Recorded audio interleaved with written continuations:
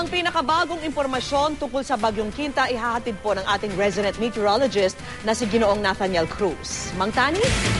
Vicky, namataan nga ng Pag-asa ang Bagyong Quinta sa layong 40 kilometers dyan sa may southeast ng Coron, Palawan. At humina na ang bagyo at may taglay na lamang na lakas na hangin aabot ng 55 kilometers per hour near the center. At matapos na makailang beses maglandfall sa Kabisayaan, posible uli itong tumama dyan sa mga isla ng Busuanga mamayang hating gabi dyan sa may northern Palawan.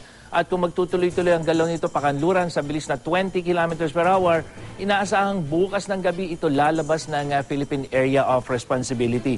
Sa ngayon, nakataas na lamang ang Public Storm Warning Signal number 1 sa mga probinsya ng Mindoro, Lubang Island, Northern Palawan, Calamian Group of Islands at dyan sa Cuyo Island.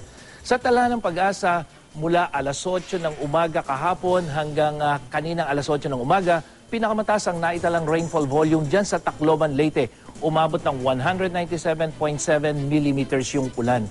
At maliban naman sa ulan, mataas pa rin ang alon dyan sa seaboards ng Northern, Central at Southern Luzon hanggang sa seaboards ng Visayas.